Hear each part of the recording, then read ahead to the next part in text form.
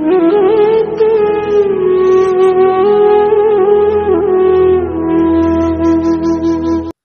করছি পরম করুণাময় আল্লাহর নামে।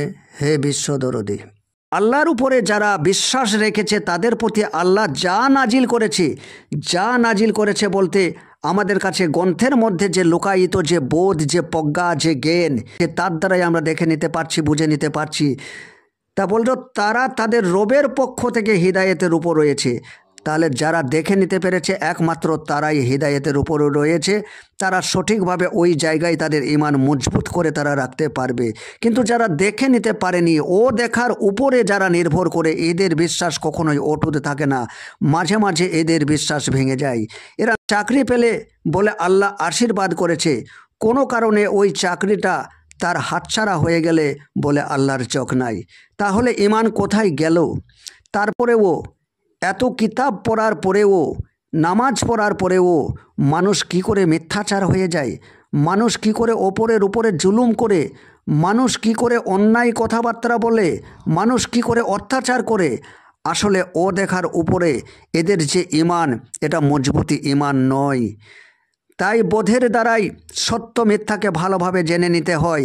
আল্লাহ আমাদের প্রতি যা নাজিল করেছে, যে জ্ঞান, যে প্রজ্ঞা, যে চেতনা আমাদেরকে আল্লাহ দান করেছে, তা ব্রহ্মাণ্ডের কোনো মাকলুকাতকে আল্লাহ দান করেনি।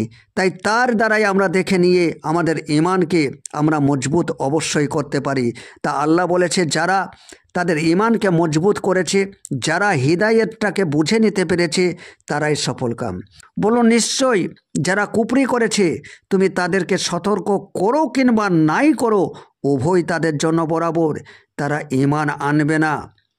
স্পষ্টভাবে বলে দিল, এমন কিছু মানুষ আছে যাদেরকে আমরা যতই বোঝাতে যাই না কেন, বা আল্লাহর গ্রন্থের দ্বারাই যত কিছুভাবে বোঝানো হোক না কেন, তাদেরকে বোঝানো আর না বোঝানো একই ব্যাপার। তারা কোনো রকমেই আল্লাহর এই অস্তিত্বকে তারা দেখতে পাবে না, স্বীকার করবে না। অখণ্ডিত আল্লাহ আমরা কখনোই খণ্ডন করতে পারবো না।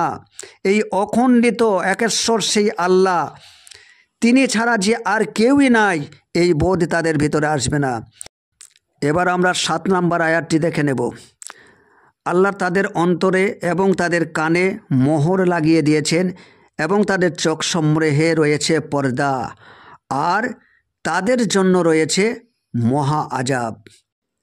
তা যাদের অন্তরে আল্লাহ মোহর দিয়েছে, কানে মোহর দিয়েছে এবং চোখে দিয়েছে পর্দা, তারা দেখতে পাবে না, কারণ তারা দেহ ছাড়া অন্য কিছু দেখতে পারবে না। তারা সূক্ষ্মকে বুঝে নিতে পারবে না, তারা গায়েবকে বুঝে নিতে পারবে না। সে চোখ আল্লাহ দেয়নি। এ চোখ হচ্ছে আমাদের ত্রিনয়ন চোখ, এ চোখ হচ্ছে আমাদের বোধ, এ চোখ হচ্ছে আমাদের প্রজ্ঞা, এ চোখ হচ্ছে আমাদের চেতনা। এটা সূক্ষ্ম জগৎ। আমি উদাহরণ দিয়ে থাকি যে লোভ, ক্রোধ, কাম, এই যে প্রবৃত্তিগুলি আমাদের আছে, এগুলো পশু প্রবৃত্তি। প্রত্যেকটা পশুর মধ্যে লোভ আছে, কাম আছে, রাগ আছে, হিংসা আছে। এগুলো দেহভিত্তিক জিনিস, আমাদের দেহে এগুলো আছে। কিন্তু কোনো পশুকে পোশাক পরিয়ে 10 জনের সামনে উলঙ্গ করলে যেমন তার কিচ্ছু যায় আসে না, কারণ সে দেহবোধে বাঁচে। আমরা তো এমনটা নই, আমাদেরকে 10 জনের সামনে উলঙ্গ করলে আমরা সহ্য করতে পারি না। এখান থেকে তো বুঝে নিতেই হয় যে আমাদের ভিতরে অন্য কোনো সূক্ষ্ম জিনিস কাজ করছে। আল্লাহ অন্য কোনো সূক্ষ্ম শক্তি আমাদের ভিতরে দিয়ে রেখেছেন, যার দ্বারাই আমরা সমস্ত কিছু বুঝে নিতে পারি। তাহলে তার উপরে গুরুত্ব নয় কেন? কেন আমরা শুধু দেহধারী হয়ে আমরা আর একটা আধারকে দেখে নিতে চাইছি? সূক্ষ্মকে কোথায় আমরা দেখলাম? গায়েবকে কোথায় আমরা দেখলাম? তাই আল্লাহ বলল তাদের চোখে পর্দা দেওয়া আছে, এরা দেখতে পাবে না। এবার আমরা দেখে নেব 8 নম্বর আয়াতে কি বলছে। বলছে আর মানুষের মধ্যে কিছু এমন আছে যারা বলে আমরা ঈমান এনেছি আল্লাহর প্রতি এবং শেষ দিনের প্রতি, অথচ তারা মুমিন নয়। আল্লাহ ঘোষণা করছে, অথচ তারা মুমিন নয়। কেন? তারা মুখে বলে দিচ্ছে, মানুষের মধ্যে এমন কিছু মানুষ আছে যারা মুখে বলে আমরা ঈমান এনেছি। এই যে ঈমান এনেছে, এই ও দেখা ঈমান, মজবুতি ঈমান কখনো হয় না। আল্লাহের প্রতি যে ঈমান এরা এনেছে, এই আল্লাহকে এরা বুঝে নিতে পারেনি, বোধের দ্বারাই এরা দেখে নিতে পারেনি। অথচ আল্লাহ সূরা বাকারার 115 নম্বর আয়াতে গিয়ে ঘোষণা করবেন যে তোমরা পূর্ব পশ্চিম যে ধারেই মুখ ফেরাও না কেন, কেবলমাত্র আমারই চেহারা। আল্লাহ স্পষ্টভাবে বলে দিচ্ছে যে ধারেই মুখ ফেরাও কেবল আমারই চেহারা। অথচ আমাদের বোধের দ্বারাই আমরা তা বুঝে নিতে পারছি না। আমরা প্রত্যেকটা জায়গায় খণ্ডন করতে চাচ্ছি, প্রত্যেকটা জায়গায় পৃথক পৃথক পৃথক পৃথক করে আমরা দেখতে চাইছি। সকলের থেকে আমাকে আলাদা করে ফেলছি। সকলের থেকে আলাদা যত আমি করছি তত নিজেকে আমি পণ্ডিত মনে করছি। আর নিজেকে পণ্ডিত মনে করাটাই আমাদের অহংকার। এই অহংকারী আর এরাবিকে এই অহংকারী এক শয়তানের নাম, যার নাম ছিল ইবলিস, যে অহংকার করে বলেছিল আমি মাটির আদমের থেকে উত্তম। তাহলে যেখানে আমরা আমাদের পাণ্ডিত্যকে শ্রেষ্ঠত্ব দিতে চাইব সেখানে আমাদের অহংকার জাগবেই। আমরা পৃথক করলেই এই পাণ্ডিত্য আমাদের ভিতরে প্রত্যেকটা মুহূর্তে আসতে থাকবে। তাই আমরা একে অপরের সঙ্গে কখনো পৃথক করে আমরা দেখব না। আমাদের একটাই স্রষ্টা। আজ যত 18,000 মাকলুকাত আল্লাহ সৃষ্টি করেছেন সকলেই আমার ভাই ভাই। আমরা কখনোই হিন্দু, মুসলমান, বৌদ্ধ, খ্রিস্টান এরকমের পৃথক করতে পারি না। এই পৃথক করলেই আমি মহান রব্বুল আলামিনের আদেশকে আমি অমান্য করে দিচ্ছি। আপনারা বলবেন কোরআনে মুশরিকদের বিরুদ্ধ করার কথা বলা হয়েছে, তাদের বিরুদ্ধে জিহাদ করার কথা বলা হয়েছে। অবশ্যই বলা হয়েছে। তৎকালীন অবস্থার উপরে, সেই সিচুয়েশনের উপরে কোরআন নাজিল হয়ে থাকে তৎকালীন সমাজকে সুস্থ রাখার জন্য। আমার নবীজি যখন ইসলামকে প্রতিষ্ঠিত করতে চাইছেন তখন জালিমরা প্রতিষ্ঠিত হতে দিচ্ছিল না। এত সুন্দর একটা আসল যে ধর্ম, সেই শান্তির যে ধর্ম, সেটাকে যখন প্রতিষ্ঠা করতে চাইছে তা প্রতিষ্ঠা হতে দিচ্ছে না। কারা দিচ্ছে না? যারা অশান্তিকারক। তাই তাদের বিরুদ্ধে যুদ্ধ করতে হয়েছিল, এটার পরিবেশ ছিল। তাই বলে আমার আল্লাহ কখনো এমন কথা বলে যায়নি যে কারোর প্রতি আমাকে হিংসা করতে হবে। আজকে হিন্দু, বৌদ্ধ, খ্রিস্টান, জৈন যা আবার জাতি আমরা আলাদা আলাদা করে মুশরিক হিসাবে দেখি, দেখুন দরদে আল্লাহ তাকে অক্সিজেন দিচ্ছে, বাতাস দিচ্ছে, খাদ্য দিচ্ছে, সমস্ত কিছুই তো তাদেরকে দিচ্ছে। আল্লাহই তাদেরকে সৃজন করেছে, আল্লাহই তাদেরকে পালন করছেন। তাহলে তারা কি আল্লাহর কোনো রহমত থেকে বঞ্চিত হয়ে আছে? তাহলে আমার কাছে কেন বঞ্চিত? আমার কাছে কেন শত্রু? আল্লাহ যাকে শত্রু চোখে দেখলো না সে কেন আমার চোখে শত্রু? এটাকে আমি বিভেদ করছি না? এটাকে আল্লাহর থেকে আমি বিপরীত কাজ করছি না? তাই তাদের জন্য বলছে যে এরা যারা বলে যে আমরা ঈমান এনেছি আল্লাহর প্রতি এবং শেষ দিনের প্রতি, অথচ তারা মুমিন নয়, এই ব্যক্তিরাই মুমিন নয়। এদের ঈমান কখনোই পাকাপোক্ত নয়, কারণ এদের বোধ বিচার বলে কিছু নাই। এরা শোনা কথার উপরে নির্ভর করে চলে। এরা দেখে কথা বলতে জানে না। তাই যারা দেখে নিতে পারে তাদের বোধশক্তির দ্বারাই তারাই প্রকৃত মুমিন। তারা কখনোই কাউকে পৃথক পৃথক করে আলাদা আলাদা করে ভাবে না। তারা জানে আমাদের সকলেরই একটাই স্রষ্টা আছে। নাম তার আল্লাহ হতে পারে, গড হতে পারে, ভগবান হতে পারে, আরও ভিন্ন ভিন্ন নাম হতে পারে, কিন্তু বস্তু একটাই। যেমন আমরা পানি বলছি, কেউ জল বলছে, কেউ ওয়াটার বলছে, কেউ বস্তু কিন্তু একটাই। তাই ভিন্ন ভিন্ন জাতির কাছে ভিন্ন ভিন্ন নাম পেয়েছে, বস্তু বা আমাদের স্রষ্টা কিন্তু একটাই। তাই যারা অন্যান্য জাতির সঙ্গে বিরোধ করে, এই বিরোধ করতে গিয়ে দাঙ্গা বাঁধে, এই দাঙ্গায় কি শুধু বিরোধীদের ক্ষয়ক্ষতি হয় নাকি নিজেরও ক্ষয়ক্ষতি হয়?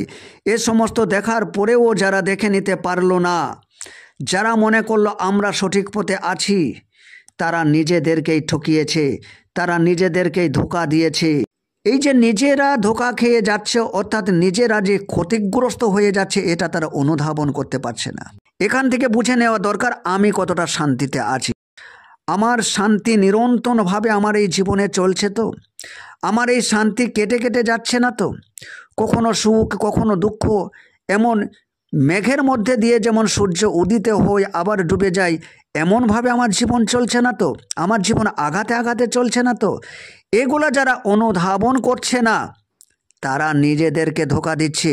সে আল্লাহর সঠিক ওয়াস্তে থাকলে তার জীবন হবে শান্তিময়। কেন তা হচ্ছে না? এরা অপরকে ঠকাতে চাচ্ছে, অপরকে ধোঁকা দিতে চাইছে। তার জন্য আল্লাহর তরফ থেকে তাদের উপরেই এই গজব, নিহিত হয়েছে, এরা অনুধাবন তা করতে পারছে না। চলুন দরদি আমরা 10 নম্বর আয়াতে যাই। তাদের অন্তরসমূহে রয়েছে বেধি। বেধি বলতে কি গো? বেধি বলতে যন্ত্রণা। অন্তরসমূহে আল্লাহ স্পষ্টভাবে ঘোষণা করে দিল এখানে, তাদের অন্তরে রয়েছে বেধি। বেধি মানে যন্ত্রণা, যন্ত্রণার যন্ত্রণা, আগুনের মতো ছটপটানি, আগুনের মতো যন্ত্রণা। হু হু করে ভিতর জ্বলে। আমরা বনে আগুন লাগলে দেখতে পাই, কিন্তু মনের ভিতরে যে আগুন, অন্তরের মধ্যে যে আগুন, তা তো দেখতে পাই না, কিন্তু তার যন্ত্রণা তো আমরা বুঝতে পারি। তাই আল্লাহ বলে দিল তার অন্তরসমূহে বেধি আছে, তাদের অন্তরে যন্ত্রণা আছে। যারা ধোঁকা দেওয়ার চেষ্টা করেছে, তারা যে নিজেই ধোঁকা খেয়ে গেছে, তাদের অন্তরে যে বেধি হয়ে গেছে, এটা তারা অনুধাবন করছে না। ওই আয়াতের পরিপ্রেক্ষিতে আল্লাহ স্পষ্টভাবে এখানে বলে দিল যে দেখে নাও কাদের অন্তরে বেধি রয়েছে, কারা ক্ষতিগ্রস্ত হয়েছে, কারা ধোঁকায় পড়েছে। সুতরাং আল্লাহ তাদের বেধি বাড়িয়ে দিয়েছেন, আর তাদের জন্য রয়েছে যন্ত্রণাদায়ক আযাব, কারণ তারা মিথ্যা বলতো। তারা যা জানতো না তাই বলতো, তারা ও দেখার কথা বলতো, দেখে কথা বলতে পারতো না। আসলে দেখতে গেলে আমাদের চেতনার শক্তি প্রবল হওয়া দরকার আছে, আমাদের বোধমান শক্তি প্রবল হওয়া দরকার আছে, আমাদের প্রজ্ঞা মজবুত হওয়া দরকার আছে, আমাদের রুহানি শক্তির মজবুত হওয়া দরকার আছে। দেখতে গেলে তার দ্বারাতেই দেখা যায়, শুধু চোখ দিয়ে দেখা যায় না। চোখ তো শুধুমাত্র ক্যামেরা, চোখ তো দেখতে পায় না, দেখতে তো পায় একমাত্র বোধ। তা বলছে যারা দেখে কথা বলল না, তাদের অন্তরে আল্লাহ বেধি আরও বাড়িয়ে দিয়েছেন। তাদের যন্ত্রণার শেষ নাই, এ যন্ত্রণা তাদের জীবনে নিরন্তর চলে। যদি কারো জীবন সর্বসমতে মনে হয় আমার জীবন যন্ত্রণাপূর্ণ, মৃত্যু হলে আমি শান্তি পাই, আমার জীবনে শান্তি নাই, তাহলে তাদেরকে এটা বুঝে নিতে হয় এটা আল্লাহর তরফ থেকে আমাদের উপরে গজব এসেছে। কারণ আমরা মিথ্যা বলতাম, এ কথা আমি বলছি না, এ কথা আল্লাহ বলছে কারণ তারা মিথ্যা বলতো। তারা যা জানে না তা নিয়ে তারা কথা বলতো, তারা দেখে কথা বলতে পারতো না, তারা শোনার উপরে নির্ভর করে কথা বলতো। তাই তাদের অন্তরে বেধি রয়েছে। আল্লাহ বলছে এদের বেধি আমি আরও বাড়িয়ে দিয়েছি, এরা যন্ত্রণাদায়ক এক কঠিন আযাবের মধ্যে আছে। তাই যাদের জীবনে শান্তি নাই, একেবারে দিশেহারা জীবন, যে জীবনে আর ভালো লাগে না, যে জীবনে থাকতে থাকতেই মনে হয় মৃত্যু হলে ভালো হতো, এমন যন্ত্রণাদায়ক যাদের জীবন, তাদেরকে এটা বুঝে নিতে হয় যে আমাদের অন্তরে বেধি রয়েছে, আল্লাহর রাস্তা থেকে আমরা বঞ্চিত হয়েছি, তার তরফ থেকে আমাদের উপরে গজব নাজিল হয়েছে, এটা তাদেরকে বুঝে নিতে হয়। শেষে 11 নম্বর সূরাতে আল্লাহ পরিষ্কারভাবে বলছে তোমরা জমিনে ফাসাদ করো না। কাদেরকে আল্লাহ বলল? পাণ্ডিত্য দেখানোর জন্য অনেক প্রতিযোগিতা হয়, এবং সেই পাণ্ডিত্যতে হেরে গেলে তার ভিতরে যন্ত্রণা, আবার পাণ্ডিত্যে জিতে গেলে অহংকার বোধ তার ভিতরে আসে, এটা শয়তানের দাসত্ব। এই সমস্ত ব্যক্তিরা বলছে যখন তাদেরকে বলা হয় তোমরা জমিনে ফাসাদ করবে না, তোমরা তর্ক বিতর্কতে জড়াবে না, তোমরা একে অপরকে ছোট করতে যাবে না, একে অপরকে অপমান করতে যাবে না, এই কথা আল্লাহ ফাসাদ স্বরূপ এখানে প্রকাশ করেছে। যে যখন তাদেরকে বলা হয় তোমরা জমিনে ফাসাদ করো না, তারা বলে আমরা তো কেবল সংশোধনকারী। এই পণ্ডিত মানুষেরা নিজেদেরকে দাবি করে আমরা সংশোধনকারী, আমরা অনেক কিতাব পড়েছি, আমাদের কাছে অনেক জ্ঞান আছে, আমরাই তো সংশোধন করতে পারবো। অথচ এই সংশোধনের নামেই যত ফাসাদ বেঁধে যায়, যত গণ্ডগোল বেড়ে যায়, যত লড়াই ডাঙ্গা এই ফাসাদের কারণেই হয়ে থাকে। আপনারা সোশ্যাল মিডিয়াতে ইদানিং খুব ভালোই দেখতে পাচ্ছেন। তাহলে যারা নিজেকে দাবি করছে যে আমরাই সংশোধনকারী, আমরাই সংশোধন করতে পারবো, এখানে পাণ্ডিত্য জাহির হচ্ছে কিনা? এই পাণ্ডিত্যের জোরে যারা সংশোধন করতে যাচ্ছে, আল্লাহ তাদের জন্য বলল এরা জমিনে ফাসাদ সৃষ্টি করছে, এরা জোর তর্ক বিতর্ক করে, অপরকে ছোট করে, অপমান করে, লাঞ্ছনা দিয়ে এরা জমিনে ফাসাদ সৃষ্টি করছে। তাই 12 নম্বর আয়াতে এসে মহান রব্বুল আলামিন তিনি বললেন যে জেনে রাখো নিশ্চয়ই তারাই ফাসাদকারী, কিন্তু বুঝে না। এই পণ্ডিতেরাই ফাসাদকারী, অথচ এরা তা বুঝে না। কেন আরেকজনকে ছোট করতে যাচ্ছি?